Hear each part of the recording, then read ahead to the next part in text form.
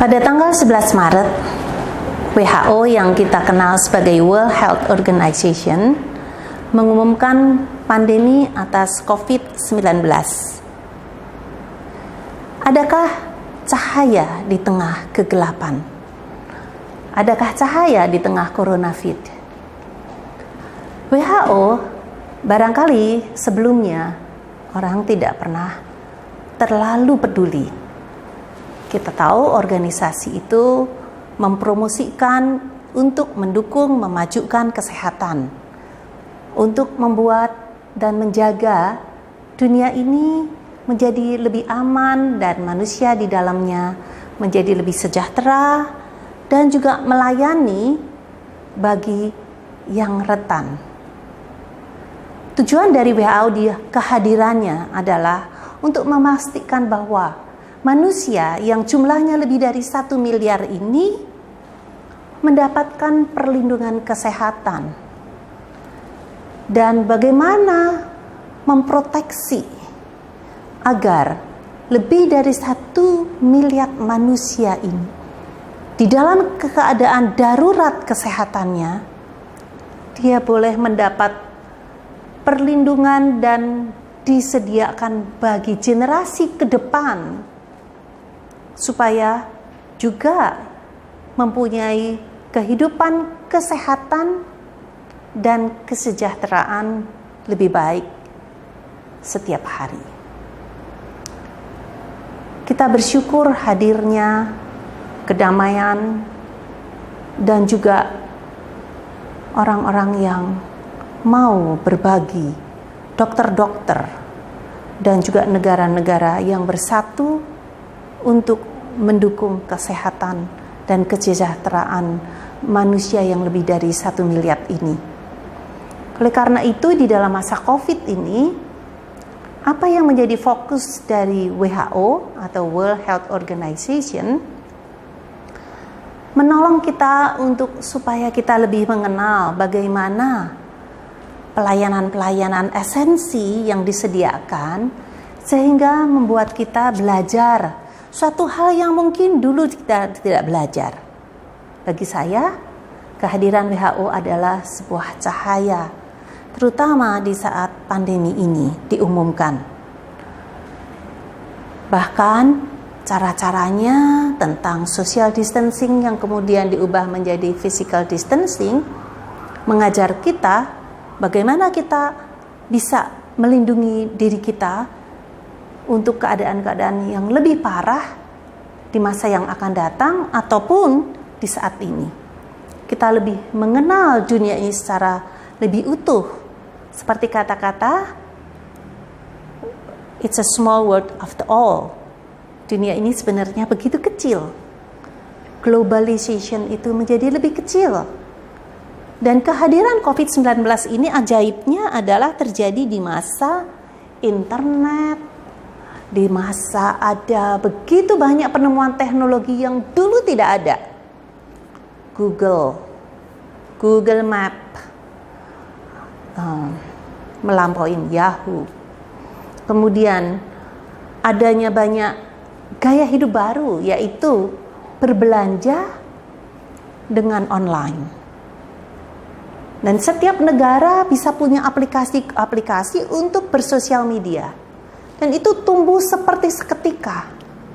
Sehingga kehadiran COVID-19 menjadi lebih transparan dan seharusnya menjadi lebih mudah bagaimana mengatasinya dibanding dengan pandemi flu, SARS yang belum disebut pandemi, tetapi kalau hari ini disebut pandemi atau epidemik dalam bahasa Indonesianya, artinya sesuatu yang lebih serius dibanding dengan kondisi pada masa lalu.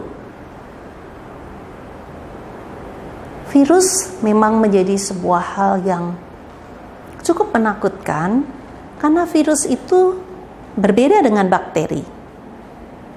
Virus itu katanya masih tidak bisa disembuhkan, tetapi kita bisa mencegahnya dengan vaksinasi. Apakah hari ini COVID-19 benar vaksinasinya itu telah ditemukan. Perlu waktu untuk menguji, perlu waktu untuk mentes kepada manusia, karena ada prosedur-prosedur yang harus dijalankan. Namun kita sungguh bersyukur bahwa manusia memang diciptakan untuk mengatasi masalah demi masalah, karena Tuhan tahu manusia itu diberikan kemampuan lebih dari ciptaannya yang lain. Melalui COVID-19 ini, manusiawi menjadi lebih jelas bahwa apapun tantangan yang kita hadapi, pastilah kita mampu mengatasi. Itu adalah cahaya yang dihadirkan di tengah-tengah yang dianggap sebagai musibah dunia COVID-19 ini. Pada akhirnya, WHO mengatakan ada hal-hal yang terpenting yang harus kita lindungi dan yang harus kita jalankan untuk mengatasi masalah demi masalah. Karena itu, pelayanan di dalam kesehatan sangat dibutuhkan. Bagaimana kita juga memproteksi keuangan juga harus kita pikirkan. Bagaimana kita juga berasosiasi dengan produk-produk kesehatan. Karena itu saya juga bersyukur justru di dalam kegelapan yang kita anggap oleh kehadiran COVID-19 ini, COVID-19 ini, justru saya bersyukur bahwa misi untuk menolong kita semua untuk lebih sehat itu dijaga dan diprotek, bukan kuratif, tetapi disiapkan sehingga proaktif dengan natural product itu sangat penting. Indonesia kaya dengan herbs, jamu, dan juga dengan banyak kekayaan baik dari tumbuhan, dari buah-buahan. Demikian juga di negara-negara lain. Misalnya saya temukan di Kanada ada satu produk yang diambil dengan cara yang sangat unik, yaitu 28-30 hari tanduk yang apabila dipotong dia bisa tumbuh lagi dan masih berbentuk kartilak dan masih berbentuk sangat lembut, masih ada bulu-bulunya dan seperti bayi yang dilahirkan tanduk itu, dan bisa sel regenerasi, tidak menyakitin dengan analgesik, dan telah dihadirkan di Indonesia. Bahkan ditulis bahwa kemampuan daripada tanduk ini bisa bersifat seperti baby plasenta, tetapi dia tidak menyakitin dan sangat hygiene, bahkan halal. Juga powdernya diambil, masuk di dalam kapsul, dan kapsul itu juga dari gelatin yang halal. Juga telah mendapat BPOM. Jadi saya sangat bersyukur karena saya telah berkonsumsi produk ini lebih daripada 20 tahun. Namun juga untuk sehari-hari, bagaimana kita bisa membuat sel generasi, membuat kita menjadi daya tahan tubuh kita kuat, dan kita juga bisa menolong orang lain, adalah dengan kita memperhatikan begitu banyak sehari-hari apa yang kita makan. Misalnya dengan makan avocado ya, yang pH-nya tinggi, dan Indonesia avokatnya banyak, terutama di Kupang. Yang saya dengar avokat itu malah dibuat untuk makanan binatang, padahal itu sangat sehat dan sangat bagus buat kita semuanya. Juga banyak lemon, Indonesia juga ada, jeruk nipis. jeruk. Wah, tidak bisa disebutkan betapa bahagianya kita di Indonesia ini dengan kekayaan banyak produk-produk ya yang diambil secara alami, dan saya sangat mendukung natural health, natural food, proaktif di dalam menjaga daya tubuh dan kesehatan kita. Pada saat-saat seperti ini sangat penting sekali kita menjaga daya tubuh kita dan juga punya lifestyle yang sehat, di samping diet tiap hari yang sehat, dan juga bagaimana kita bisa makan makanan yang membawa tubuh kita itu menjadi lebih sehat secara keseluruhan. Misalnya nanas juga seratnya banyak. Lalu kita juga di Indonesia ini banyak sekali galon-galon air ya, dari mata air maupun yang sudah diproses sehingga menjadi pH-nya cukup tinggi. Atau juga kita punya banyak cara, misalnya ada juga tiap negara itu berbeda-beda. Korea misalnya, dia sangat percaya kepada produk yang bukan hanya dimakan tetapi asal dikalungkan seperti ini sudah bisa mencegah radiasi dan juga melancarkan pembuluh darah yang memang ada diukur, itu bisa ya tubuh kita menjadi beredarannya tubuhnya lebih kenceng. Kalau itu terjadi apa artinya? Jadi kita lebih sehat ya, dan juga percaya bahwa magnet itu bisa menolong mencegah penyakit-penyakit itu di dalam tubuh kita.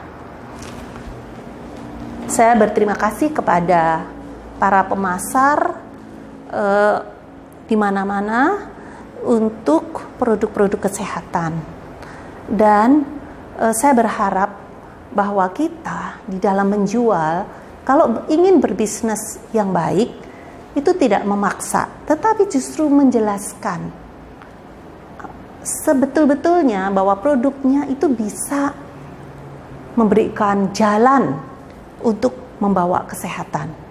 Jadi bukan semata-mata mengejar income, walaupun income itu memang sebuah keputusan dan itu sebuah upah yang patut diterima ketika kita semuanya bekerja.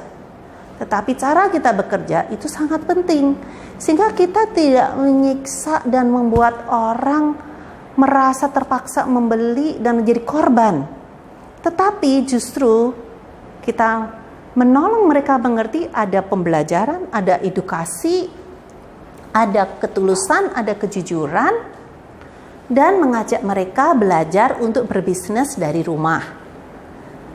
Tapi ingat bahwa mereka harus melakukan itu dengan rela karena dia melihat sebuah kesempatan, sebuah kebutuhan, dan bukan karena terpaksa sudah beli kebanyakan atau dia tidak tahu apa yang diperjualbelikan. Karena kita sedang bukan berbisnis uang, tetapi kita berbisnis untuk membangun kesehatan, dan kita berbisnis untuk mensejahterakan manusia yang lain. Sama seperti mengapa seluruh dunia itu bersatu di dalam masalah kesehatan di dalam WHO, yaitu kesejahteraan yang dipentingkan, kesehatan yang diperlukan. Dr. Tedros Adhanom, Direktur WHO pada hari ini, dia meyakinkan kepada kita semua, terang di tengah-tengah COVID-19. Pastilah kita mampu mengatasinya. Seluruh dunia menjadi satu. Ketika setiap manusia yang menjadi warga negara dunia ini, yang lebih daripada 1 miliar manusia, kita bersama-sama bersatu menjadi satu. Dan yang paling penting adalah bagaimana kita bersatu dan mempunyai action yang kita bisa lakukan. Kita bisa mempunyai kegiatan-kegiatan yang setiap orang bisa lakukan dengan talentanya masing-masing, dengan apa yang Anda punya, dengan hati yang sangat mulia, dengan kebaikan dan tujuan untuk membangun kesejahteraan dan kesehatan bagi dunia ini, yaitu dengan bagaimana kita bisa berbagi di dalam pencegahan, prevention. Bagaimana kita bisa berbagi dan menolong di dalam preparedness, yaitu mempersiapkan hal-hal yang mungkin orang lain tidak bisa melihat. Yang ketiga, public health, yaitu kesehatan bagi kepentingan umum yang kita bisa bantu, apakah di klinik, apakah di tempat kerja, bagaimana kesehatan itu bisa disosialisasikan dan dikerjakan, bagaimana juga kepemimpinan secara politis, membuat policy, membuat kebijakan. Pemerintah Indonesia 10 April di Jakarta menghadirkan kebijakan yang disebut PSBB, pembatasan sosial skala besar-besaran. Artinya kita tidak boleh membuat pertemuan-pertemuan berskala besar. Semuanya ini pasti mempunyai tujuan yang telah dipikirkan baik bagi rakyat Indonesia, yaitu untuk kepentingan umum, supaya secepat-cepatnya COVID-19 ini bisa dihentikan. Pemerintah membuat kebijakan pasti memikirkan rakyatnya, bukan untuk mempersulit. Karena itu dibutuhkan kesadaran bagi masyarakat supaya kita mengikutinya. Diamlah di rumah hanya ketika Anda perlu bertemu dengan orang. Bertemu untuk apa? Bertemu pasti untuk melakukan kegiatan-kegiatan yang penting yang jikalau Anda tidak bisa melakukannya di rumah. Namun dibatasin di dalam skala kecil. Kalau bisa meeting dilakukan melalui apa? Melalui video call, baik dengan banyak aplikasi yang tersedia, misalnya WA, ya, misalnya Zoom, Kakak, dan begitu banyak, chatting, ya, begitu banyak media-media yang kita pakai. Juga bisnis-bisnis bisa lakukan dengan aplikasi-aplikasi yang dari perusahaan maupun yang ada di tengah-tengah yang umum. Yang lebih penting dari semuanya adalah kita itu sebenarnya sedang bersama-sama melakukan hal yang benar dengan tenang dan melindungi warga negara dunia yang lebih dari 1 miliar ini. Semuanya pasti kita bisa jalankan. It's doable, able to be done, bisa dilakukan. Dan COVID-19 ini niscaya kita akan atasin segera, dan cahaya matahari di tengah-tengah kegelapan pasti membawa kita semua bersatu dengan wajah yang cerah, dengan senyum kemenangan, karena kita adalah satu dunia bersama-sama, seluruh dunia berdamai. Dan kita telah saksikan bahwa yang tadinya terjadi perang dagang, perang policy antara Amerika dan China, ternyata Trump bisa telepon kepada Xi Jinping dan bersama-sama untuk membawa kesejahteraan, kesehatan dunia ini bagi semua manusia. We are one world, one word, one aim, one mission. Satu tujuan, Satu dunia, satu kata bagi manusia. At last, pada akhirnya semua teknologi, semua kerjasama, semua kesulitan untuk manusia tidak pernah akan membuat kita kehilangan cahaya keberanian dan juga keputusasaan.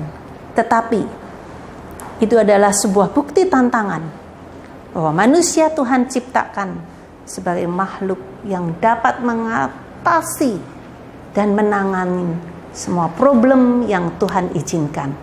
Yang lebih penting buat kita merasakan kehadiran Tuhan dimanapun, di dalam segala hal. Bahkan seperti pemazmur mengatakan, sekalipun aku berjalan di dalam lembah kekelaman, aku tidak takut mara bahaya, sebab gadamu besertaku. Tuhan bersama kita selama-lamanya dan bersatu. Karena itu baiklah kita belajar terus untuk bagaimana kita menjadi manusia seutuhnya, lebih bertoleransi, lebih terbuka, lebih membuka diri, melebihi dari apa kata agama. Tetapi kebajikan dan kemurahan menjadi cahaya siapa saja di tengah-tengah coronavirus ini. Saya percaya justru terpanggil dan lahirlah banyak pemimpin-pemimpin baru. Pemimpin-pemimpin baik di Indonesia maupun di negara-negara lain yang sesungguhnya mungkin merasa tidak mampu dan biasa dan tidak tahu apa yang bisa dilakukan. Tetapi setiap langkah kecil, setiap keberanian kecil justru membuat Anda mampu menciptakan langkah yang sesungguhnya berarti dan besar bagi orang lain. Apakah Anda bisa memberikan penghiburan? Apakah Anda bisa memberikan pengharapan? Apakah Anda bisa memberikan kebangkitan bagi orang-orang yang frustasi? Apakah Anda bisa menunjukkan arti Paskah dan kebangkitan Kristus? Mungkin orang tidak mengerti. Apa artinya kebangkitan Kristus? Ada cahaya di balik COVID-19.